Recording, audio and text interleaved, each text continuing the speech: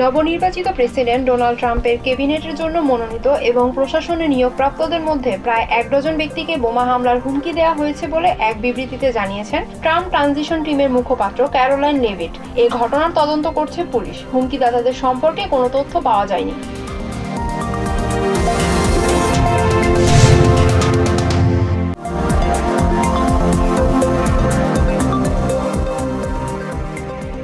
Federal সরকারের জলবায়ু বিষয়ক ৪ নারী কর্মকর্তার পদকে অপ্রয়োজনীয় উল্লেখ করে ছাঁটাইয়ের সুপারিশ করেছেন ইলন মাস্ক। এক্সে দেয়া ২টি পোস্ট শেয়ার করে এরকম আরও পদ বিলুপ্ত করা হবে বলে জানান তিনি। ছাঁটাইয়ের তালিকায় আছেন ন্যান্সি পেলোসির ভাতিজি Alexis Pelosi.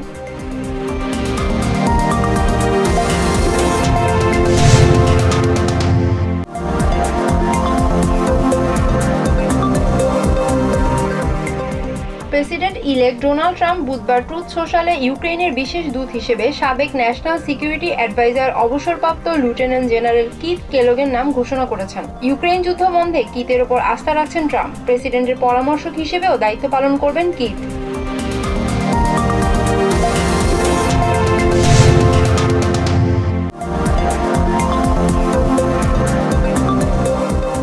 Mexican president Claudia শিনবম বলেছেন, প্রেসিডেন্ট ইলেক্ট ডোনাল্ড ট্রাম্প মেক্সিকোর ওপর ২৫% শুল্ক আরোপের সিদ্ধান্তে অনড় থাকলে মেক্সিকো পাল্টা শুল্ক আরোপ করে সমুচিত জবাব দেবে।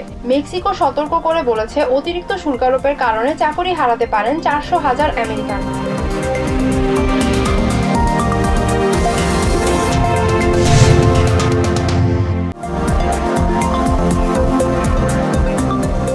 বাংলাদেশে জুলাই আগস্টের গণ অভ্যুত্থানে গণহত্যা ইন্টারন্যাশনাল ক্রিমিনাল কোর্টে সাবেক প্রধানমন্ত্রী শেখ হাসিনা সরকারের বিরুদ্ধে মানবতা বিরোধী অপরাধের অভিযোগ আনা হবে। বুধবার ঢাকায় রাষ্ট্রীয় অতিথি ভবনে আইসিসির চিফ প্রসিকিউটর করিম খানের সঙ্গে বৈঠকে একথা জানিয়েছেন অন্তর্বর্তী সরকারের প্রধান উপদেষ্টা ডক্টর মোহাম্মদ ইউনূস।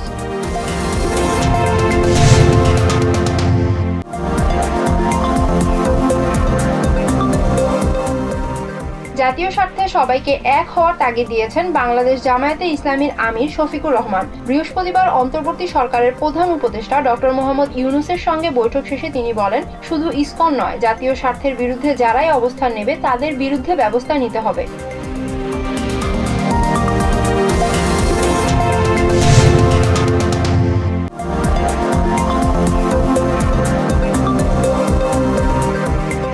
আগামী দিনে দেশ গড়তে প্রত্যেকের সহযোগিতা প্রয়োজন বলে জানিয়েছেন বিএনপির ভারপ্রাপ্ত চেয়ারম্যান তারেক রহমান। তিনি আরও বলেন, আগামীতে বিএনপি ক্ষমতায় এলে সবাইকে মূল্যায়ন তার যোগ্যতার ভিত্তিতে করা হবে। এজন্য সবাইকে ঐক্যবদ্ধ থাকার বিকল্প নেই বলে মনে করেন তারেক রহমান।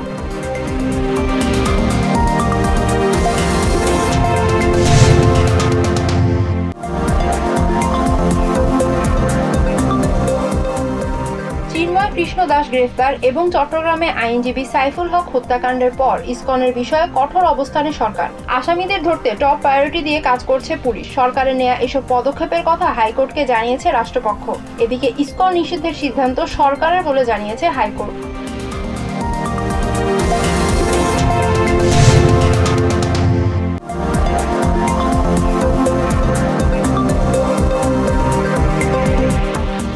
বিশ্বে প্রথমবারের মতো ১৬ বছরের কম বয়সী শিশুদের সামাজিক মাধ্যমের ব্যবহার নিষিদ্ধ করতে আইন পাশ হয়েছে অস্ট্রেলিয়ার সেনেটে। এই আইন কার্যকর হলে টিকটক, ফেসবুকের মতো প্ল্যাটফর্মগুলো ব্যবহার করতে পারবে না ১৬ বছরের কম বয়সী শিশুরা।